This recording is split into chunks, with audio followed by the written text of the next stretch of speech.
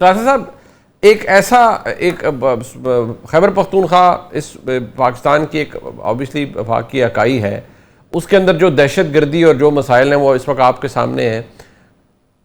गंडापुर साहब का लाइकली जो जो हसन साहब की खबर है कि उनके लिए हालात ख़राब हैं, और जिस तरह से वो बात भी ठीक है, अगर किसी ने उनको रगड़ा देना है तो 342 के स्टेटमेंट के ऊपर ही मिल सकता है, क्योंकि वो तो ऑब्वियसली कोर्ट ने एग्जामिन करना होता है सामने से।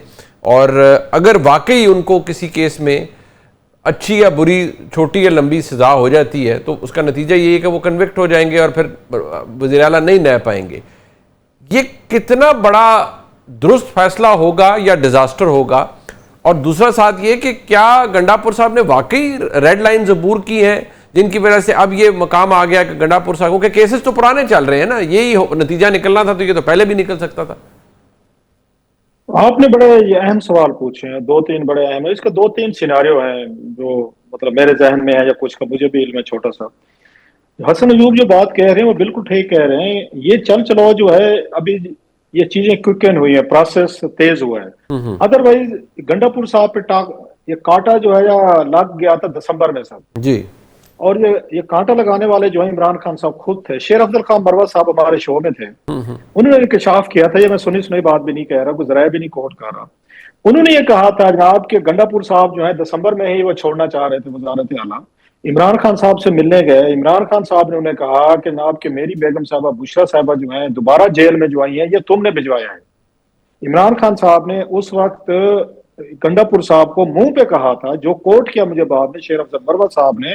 और शेर अफजल मरवत साहब ने कहा जी मुझे हर से मौत बताया गया है, और उनकी बड़ी दोस्ती तल्लुक है उनका उनका गंडापुर साहब से। उन्होंने तो नहीं कहा, बट वी कैन अज्यूम कि उन्हें गंडापुर साहब ने ही बताया। और उन्होंने कहा उस दिन जब वो खान साहब से मिलकर आए थे तो गंडापुर साहब बड़े डिस्टर्ब थे, रिजाइन करना चाह रहे थे, छोड़ना चाह रहे थे। उन्होंने कहा जिन लोगों के लिए मैंने सारा कुछ किया है, कफन बांधे, जनाजे पढ़वाए, मैंने यहाँ पे वसीयतें की कि हमारे जनाजे पढ़ लेना, मैंने पैसे लगाए, मैंने माल लगाया, वर्कर सारे इकट्ठे किए, तो इमरान खान आज मुझे कह रहे हैं जनाब कि मेरी बेगम साहबा को दूसरी दफा जेल में आपने भिजवाया है।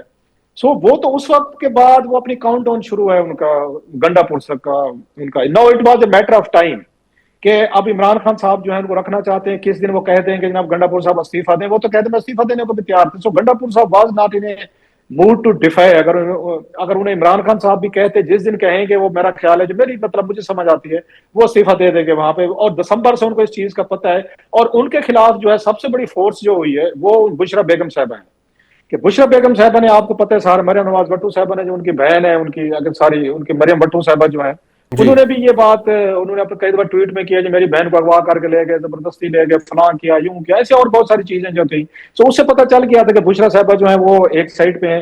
अच्छा, फिर अलीमा खान साहबा है, आपको पता है वो भी इन पे गंडापुर साहब पे बड़े सीरियस अटैक करती रही है, वो भी हमें पता है। उन्होंने कहा जनाब कि खान साहब के इन्होंने मैनेज बंद कर दिया है। अच्छा, जुनैद अकबर साहब की कुछ दिन पहले हमने गुफ्तगू सुनी है, वो भी है। सो पार्टी भी उनके खिलाफ है, उसका बुशरा साहबा भी उनके खिलाफ हैं, उसके बाद अलीमा खान साहबा भी खिलाफ हैं, फिर इसके बाद इमरान खान साहब भी खिलाफ हैं।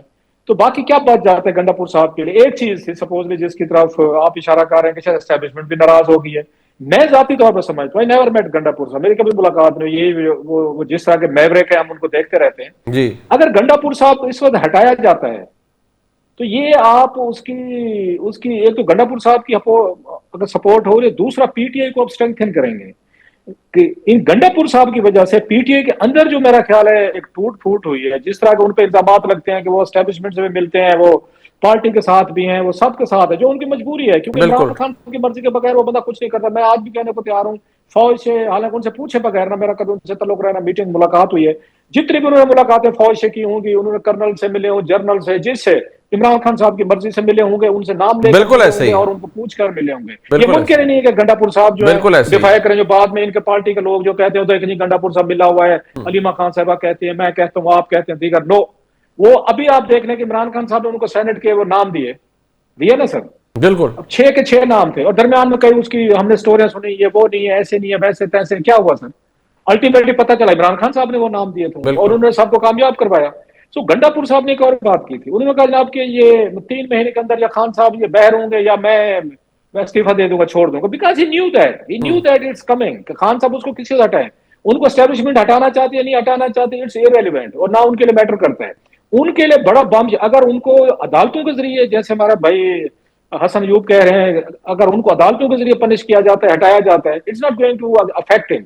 वो हीरो बनेगा पार्टी के अंदर, वो अपने वर्कर में हीरो बनेगा, इलाके में बनेगा। गिलानी साहब भी ऐसे नाअहल हुए थे, दो चार अभी इन्होंने नाम गिनाए कि वो भी नाअहल हुए थे, हसन ने भी बताया सर, बाकी नवाज शरीफ साहब भी नाअहल हुए, मरियम भी, पता है एक लंबी लाइन है, इमरान खान साहब खुद नाअहल होकर बैठे हुए। तो गंडापुर साहब को अदालतों के जरिए सजा दिलवा देना, उनको उनको इस तरह डिस्क्वालीफाई कराना, ये उनके लिए it will be a matter of pride. हाँ, उनको इमरान खान साहब कहते हैं, ये मेरी रीडिंग है पॉलिटिकल स्टूडेंट के तौर पर, इमरान खान कहते हैं स्टेप डाउन एंड उसकी जगह को नया बंदा लाया जाए, नया वजीर आए, दैट्स इंसल्ट।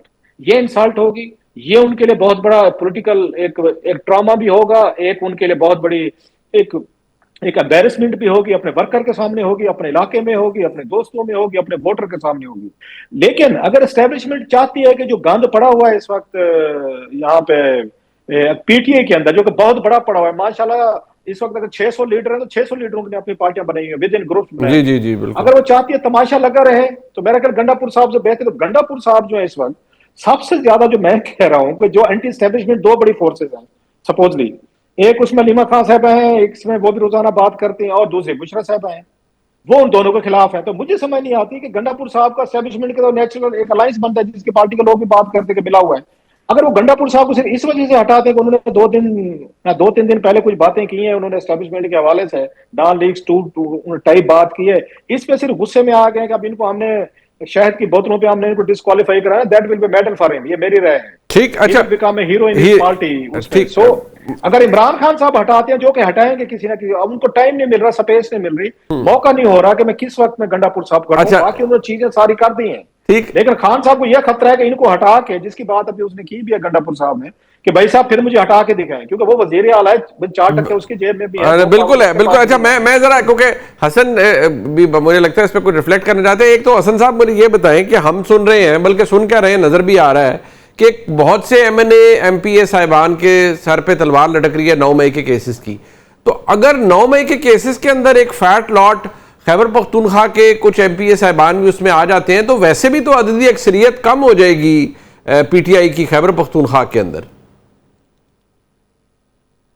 देखिए, वो जो बात कर रहे हैं ना, पहले मैं क्लासेस साहब की बात का जवाब दे देता हूं, फिर आपकी बात करता हूं 9 मई के हवाले से। वो तो जो भी होगा, अददी अक्सरियत फिर भी उनके पास है इस टाइम। अगर लेकिन कुछ लोग नाराज हैं, इस वक्त पीटीआई से नाराज हो चुके हैं, और उन्होंने अपनी जो बेसिकली यकीन दहानियां करा चुके हैं सिस्टम को कि जहां पर कहेंगे, जो कुछ कहेंगे हम करेंगे। अच्छा, इसमें कुछ यानी खैबर पख्तूनख्वा से ताल्लुक रखने वाले नेशनल असेंबली के लोग भी हैं और एक सेनेटर भी हैं आई बिलीव, और उन्होंने भी को अपनी यकीन दहानी कराई भी है। मुझे ये बता दें, जो क्लासेस साहब कह रहे थे, भी मेरे सीनियर हैं, मेरे टीचरों में से हैं, और आई रिस्पेक्ट हिम अलॉट।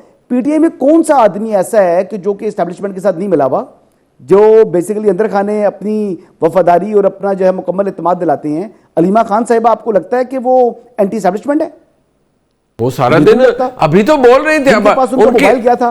अच्छा, जिनके पास अलीमा खान साहिबा का मोबाइल था, उनके सामने कंप्रोमाइज है वो।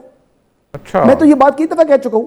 और फिर उनके जो साहबजादे बाहर गए, वापस आए, हसन न्याजी तो अरेस्ट है, उसको क्यों नहीं किसी ने हाथ लगाया? नहीं तो उनके साहबजादे ने क्या जुर्म किया था कि उसे को पकड़ता?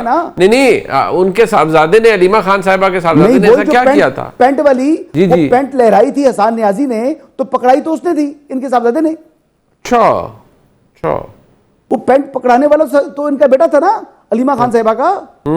बिल्कुल नजर भी आ रहे हैं वीडियो में। बात ये है कि फिर कौन सी ऐसी ताकत है जिसने अलीमा खान के बेटे को गिरफ्तार नहीं होने दिया?